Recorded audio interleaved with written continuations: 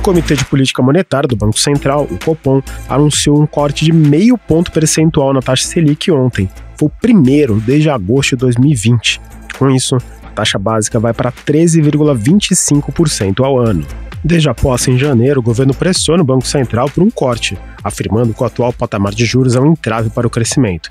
E horas antes do anúncio, Lula chegou a dizer que Roberto Campos Neto, presidente do BC e indicado por Bolsonaro, não entende nada de povo. A reunião do Copom também foi a primeira depois da posse de 2 novos diretores, indicados por Lula e que votaram pela redução de 0,5 ponto percentual. Agora, a expectativa é para saber se o corte nos juros foi o primeiro de uma série.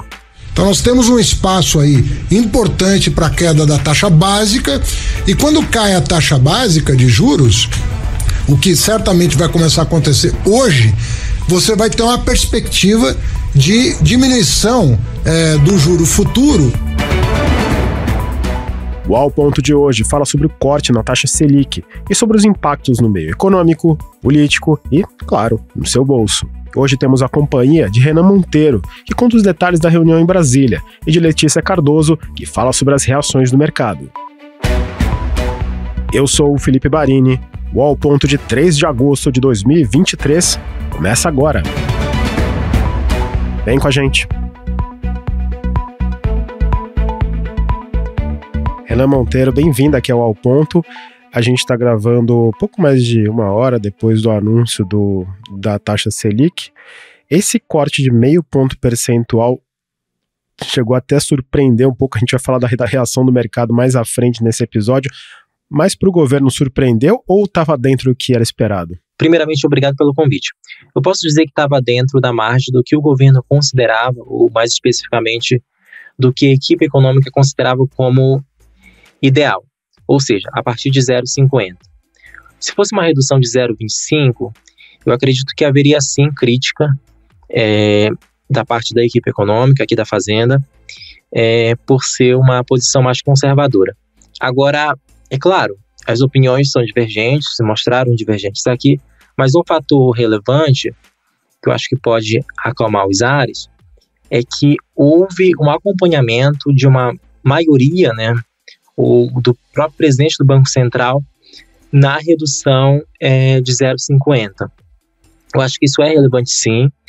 Isso, como está bem claro na própria ata, indica que esse vai ser o próximo passo na reunião que se segue e nas próximas reuniões que se seguem ao longo do ano. Ou seja, a queda de 0,50. Haddad tinha mencionado recentemente que esperava na base de 0,50 quedas sucessivas até atingir um patamar na casa de um dígito, porque a gente estava em 13,75, agora a gente passa para 13,25. O ministro da Fazenda até chegou a citar no 0,75 um pouco horas antes do anúncio, Ele, ao longo desse mês, ou até ao longo desde junho desse ano, quando ele vem comentando com frequência sobre qual seria uma redução ideal na avaliação da Fazenda, ele vem desconversando, ele não fala explicitamente qual seria o patamar ideal, ressalta porém que a Fazenda já considerava ou já esperava uma queda maior do que 0,25. Lembrando que 0,25 era o que estava sendo projetado desde a reunião de junho, quando o BC, pela primeira vez, no terceiro mandato de Lula, reconheceu que, de fato, haveria espaço para iniciar o ciclo de corte na Selic. A partir de agosto, quando isso de fato se concretizou. O ministro da Fazenda deu uma entrevista sobre isso. Vamos ouvir um trechinho. Eu sempre elogiei as instituições brasileiras, que essas conquistas que vêm acontecendo são fruto de muito diálogo. E esse diálogo técnico, que eu insisto, absolutamente de natureza técnica, resultou nesse placar apertado, que foi de 5-4, mas em proveito de uma queda já inicial de 0,5%. Isso vai ajudar muito nas expectativas. Eu tenho completa segurança de que nós não estamos facilitando em nada o combate à inflação. Nós temos compromisso com o combate à inflação e temos compromisso também com a responsabilidade fiscal, e com o ajuste que está sendo feito. Agora, Renan, antes da gente seguir com bastidores e tudo que gira em torno dessa decisão, explica pra gente, nem todos os ouvintes sabem como funciona uma reunião do Copom, explica pra gente como que é esse tipo de encontro. Olha, tradicionalmente, seguindo a linha de outros bancos centrais, né, existe um período específico, a cada 45 dias, em que 8 diretores e o presidente da instituição se reúnem, fazem uma avaliação com base em dados técnicos que são levantados por servidores, funcionários do Banco Central, né? E a partir disso eles tomam a decisão de manutenção, de redução ou de aumento da taxa básica de juros. Cada diretor tem autonomia no voto, ou seja, são 9 votos. Por mais que a opinião de um pode influenciar na opinião de outro, mas em última análise o voto é individual. Obviamente que alguns diretores podem se sobressair, e nesse caso, o que a gente pode falar especificamente de política monetária, 2 diretorias se destacam. Obviamente que a diretoria agora comandada pelo Gabriel Galípolo, ex-secretário executivo da Fazenda, que é a diretoria específica de política monetária, e ao lado dela a diretoria de política econômica. Então essas, a gente pode dizer que dão um maior embasamento técnico à decisão do Copom.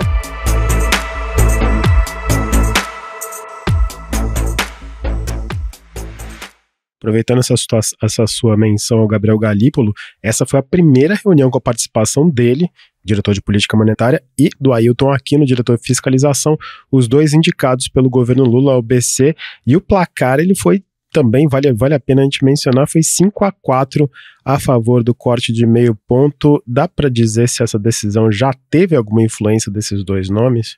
Sim, tem uma influência direta, e a gente pode, primeiramente, identificar o que eu falei aqui. Por ser um diretor de uma pasta, de uma área que é estratégica, que é a diretoria de política monetária, por chefiar essa equipe que envolve técnicos do Banco Central, Galípolo, obviamente que tem um destaque em relação ao debate técnico, ao lado do diretor de política econômica. Então ele não foi para qualquer diretoria, ele foi para uma diretoria que tem protagonismo na decisão do Copom, no embasamento técnico do Copom. E a gente pode dizer também que tem influência pela própria dinâmica do colegiado, de discussões.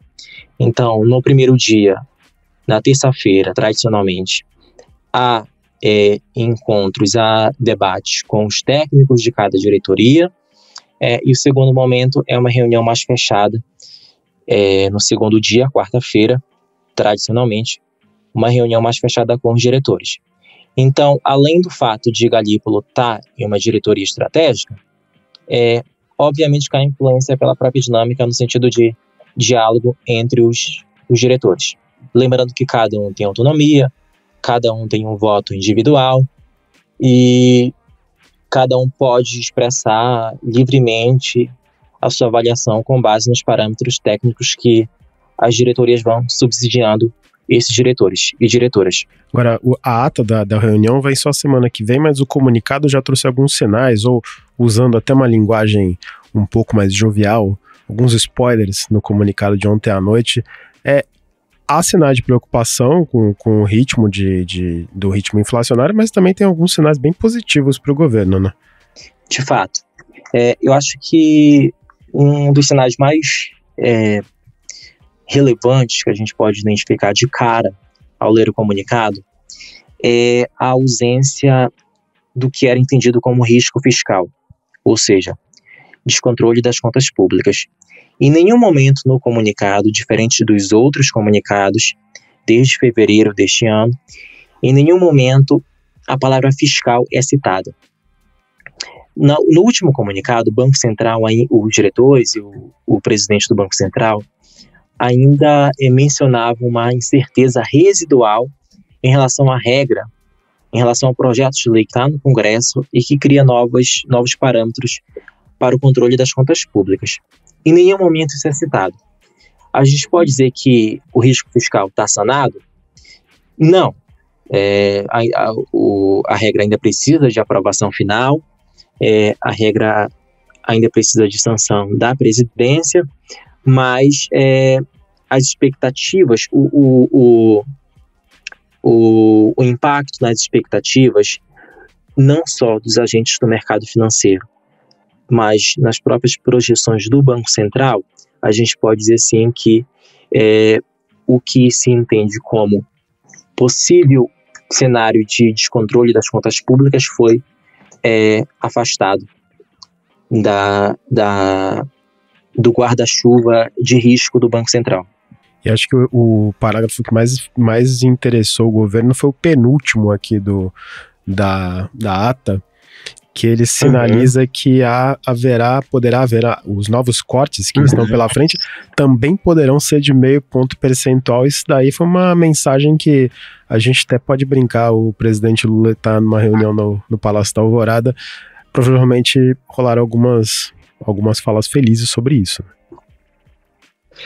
De fato, houve essa sinalização clara sobre a continuidade no ritmo de 0,50, que foi algo que o próprio ministro Fernando Haddad citou, reduções sucessivas de 0,50 no mínimo na avaliação da Fazenda, né? E essa sinalização, ela está com uma pendência, que é a continuidade de indicadores positivos em relação à inflação.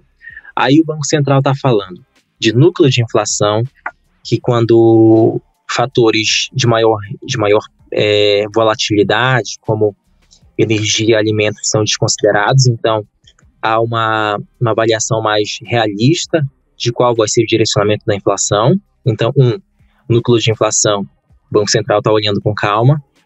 Inflação de serviços, o presidente Lula vem mencionando, ou mencionava até meados de maio ou junho, início de junho, que não havia justificativa para a Selic em 13,75, porque não havia uma demanda excessiva da população. Mas o Banco Central, por outro lado, identifica que há sim uma inflação de demanda, mas do lado de serviços. E apesar de algumas melhoras residuais, ainda há uma preocupação nesse indicador. Então, é um campo de consenso dizer que o principal fator de risco, os principais indicadores no balanço de risco do Banco Central, conforme o comunicado de hoje, estão quase que ou até unicamente concentrados na inflação, nos indicadores de inflação, que também envolve expectativas dos agentes do mercado financeiro.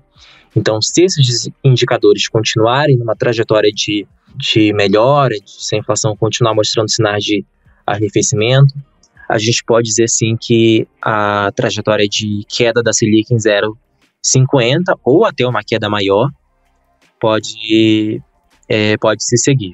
Ou seja, pode ser até um corte mais ambicioso, caso o que não foi mencionado explicitamente no comunicado, mas há sempre espaço para isso, pelo que você falou. Agora, a gente chega num ponto que tem sido uma tônica dessa relação entre o Planalto e o Banco Central, que são as críticas. O presidente Lula, horas antes da decisão sair, ele disse que Roberto Campos Neto não entende nada de povo e atacou novamente a taxa de juros. O Roberto Campos Neto votou pelo corte de 0,5 ponto percentual, foi um dos 5 votos a favor. Esse comunicado de hoje pode ajudar, ao menos, a diminuir um pouco essa temperatura? Olha, eu acredito que pode. Não só pode, como vai, na verdade.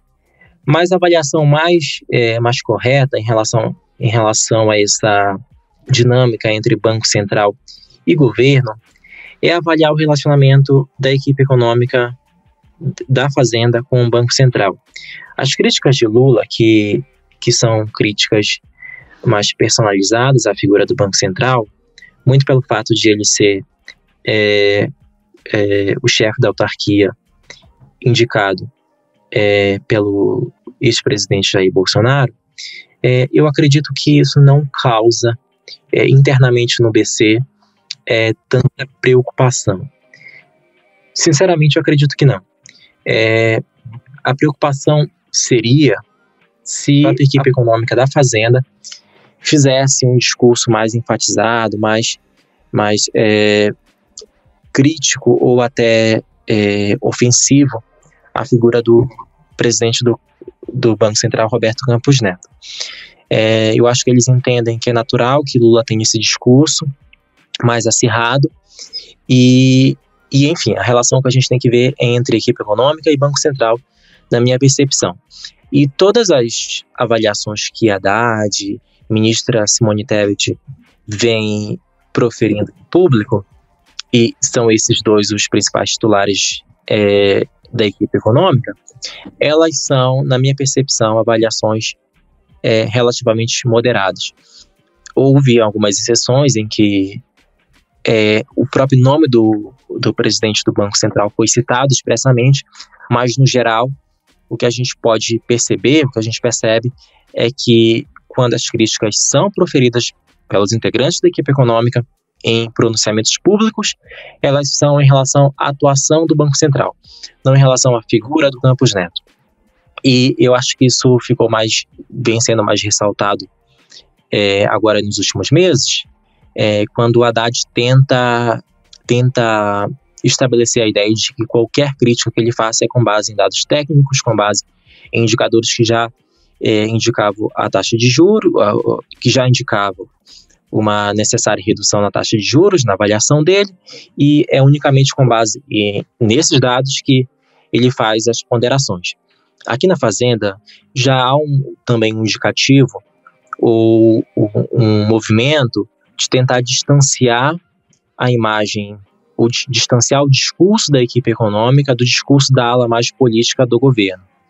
E, em última análise, eu acredito que o voto, aí volta para a sua pergunta, esse acompanhamento do voto do presidente do Banco Central com os dois diretores indicados pelo governo vai ajudar, sobretudo, a equipe a ajudar na relação com a equipe econômica.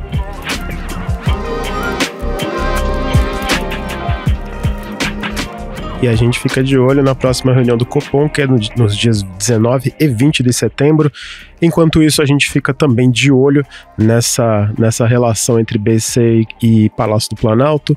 E por enquanto, Renan Monteiro, muito obrigado pela sua participação. Uma ótima noite, um ótimo trabalho para você. Eu que agradeço. Muitíssimo obrigado e bom trabalho para você também.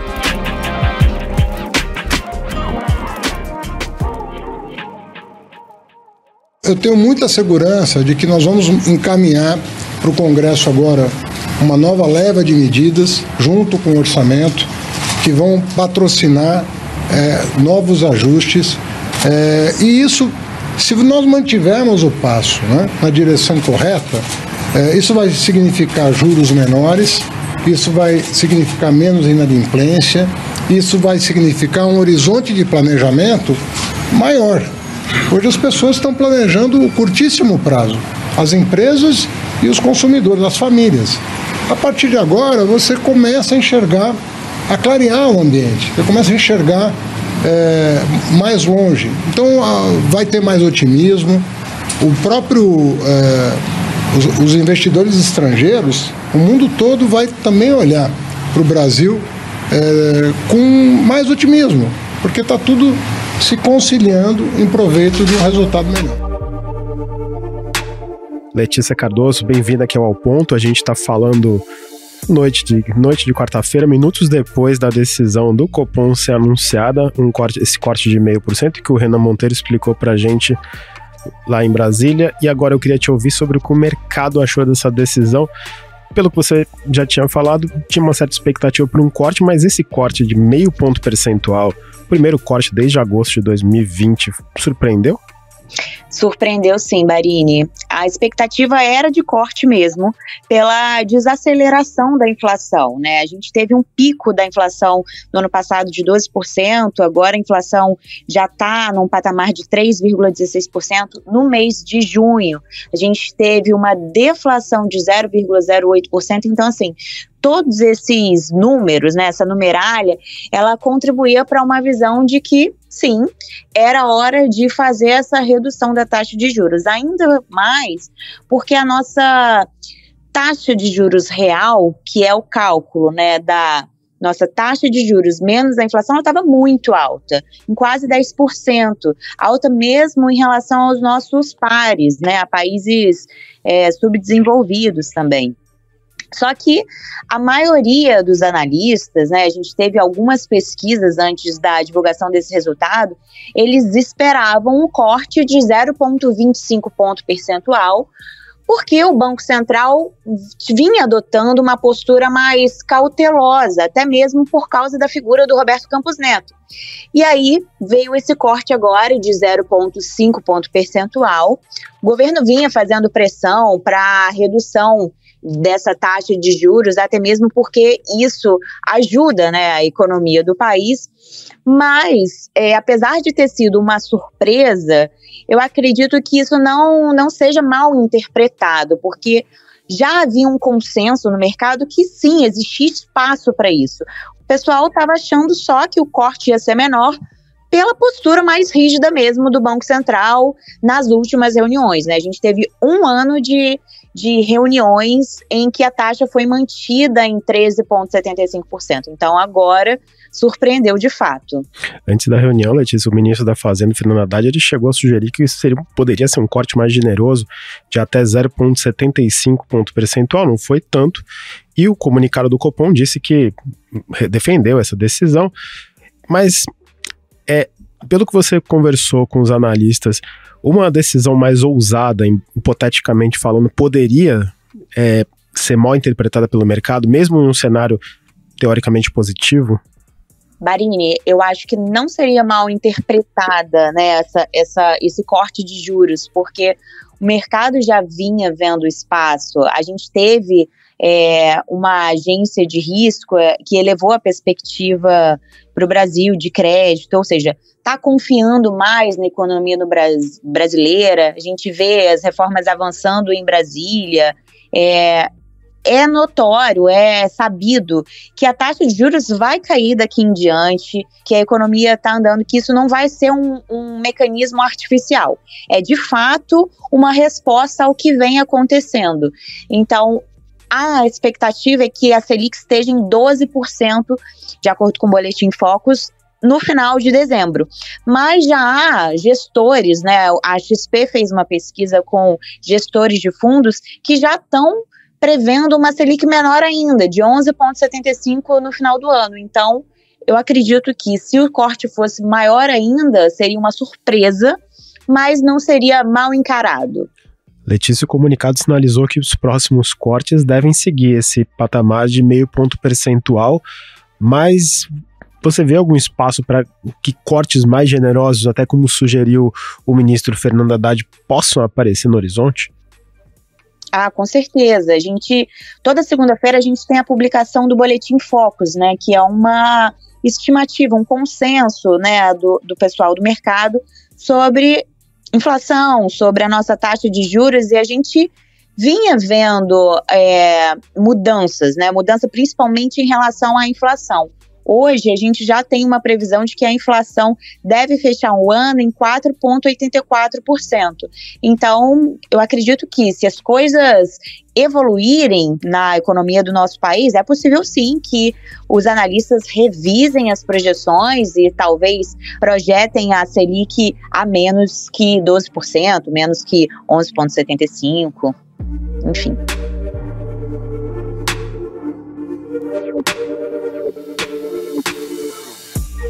Tem um outro elemento antes da reunião, que é isso aí desde o começo do ano, que é a animosidade entre o presidente Lula e o presidente do Banco Central, Roberto Campos Neto. Antes da reunião, no encontro com correspondentes estrangeiros, Lula disse que Campos Neto não entende nada de povo. Essa animosidade, ela é vista como um fator de risco, ou a maioria dos analistas, investidores, entende que são apenas falas políticas do presidente? Essas falas, elas nunca são bem interpretadas. Elas sempre geram uma insegurança, principalmente para investidores estrangeiros, que veem uma disputa de forças, né? O Banco Central, ele tem autonomia. Então, o Lula, ele não vai conseguir interferir, né, de fato, ele não vai conseguir colocar a opinião dele. A gente tem agora 2 diretores que foram indicados pelo Lula, né, por causa da necessidade que abriram as vagas, foram indicados o Galípolo e o Ailton Aquino. Eles contribuíram para esse voto, para essa decisão de 0,5 ponto percentual, mas ainda que Lula não tenha poder de interferir no Banco Central, porque o Banco Central é autônomo, esses ruídos, eles nunca são positivos. Agora, Letícia, saindo do âmbito político, do âmbito do mercado financeiro, como essa redução da Selic pode impactar nossas vidas? Tem muitas formas com que a redução de juros pode impactar a nossa vida, como consumidor, como investidor, mas é preciso destacar que o efeito prático disso, ele demora a chegar na economia. Os economistas projetam, né, que essa redução de juros demore de 6 a 12 meses para ser, de fato, sentido no nosso dia a dia. Enquanto consumidores, a gente pode ver no longo prazo, né, a partir de outras reduções da taxa de juros, que é o que a gente espera, taxas de financiamento melhores. Então, para financiamento de um carro, para o financiamento de uma casa, pode ficar mais fácil. Pode ficar mais fácil também você pegar um crédito para comprar um eletrodoméstico. Você pode não pagar uma taxa tão alta de juros pelo uso do seu cheque especial, por exemplo. Pensando agora nas empresas, né, com a taxa de juros menor, as empresas podem pegar o capital que elas investiram, por exemplo, numa renda fixa, e investir na própria empresa. Talvez expandir, abrir novas lojas, o que abre a possibilidade de novas vagas de emprego. Pensando agora nos investimentos, Barini, a Bolsa ela costuma antecipar o movimento. Então, já tinha essa expectativa de uma redução de juros. Então, a gente viu uma alta no Ibovespa recentemente, né? O mercado já reagiu. Do início do ano para cá, a Bolsa subiu mais de 10%. Só que ainda assim, os analistas dizem que há uma janela de oportunidade para investimento em ações. Tem uma pesquisa da XP que analisou os últimos 20 anos, né, do comportamento das ações e observou que depois do primeiro corte de juros de um ciclo de baixa, as ações costumam subir em torno de 26% 6 meses posterior. Então, assim, existe um potencial de valorização da renda variável. A gente tem uma mudança, né, nos próximos meses de cenário. Enquanto a gente estava super seguro, ganhando na renda fixa mais de 1% ao mês, esse cenário vai se inverter e as pessoas que quiserem ter um ganho maior talvez vão ter que tomar um pouco mais de risco e aplicar em investimentos como ação.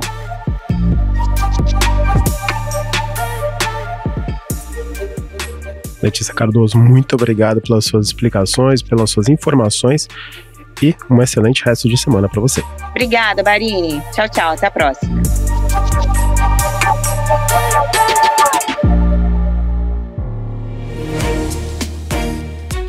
E esse foi o Ao Ponto de hoje, o podcast diário da redação do Globo. Nessa conversa, a gente conta com a participação de toda a equipe do jornal, as mesmas pessoas que trazem informação e análise de qualidade todos os dias. Quer saber mais? Assine o Globo. Acesse assineoglobo.com.br e confira todas as notícias e reportagens especiais. A edição desse episódio foi de João Guilherme Lacerda.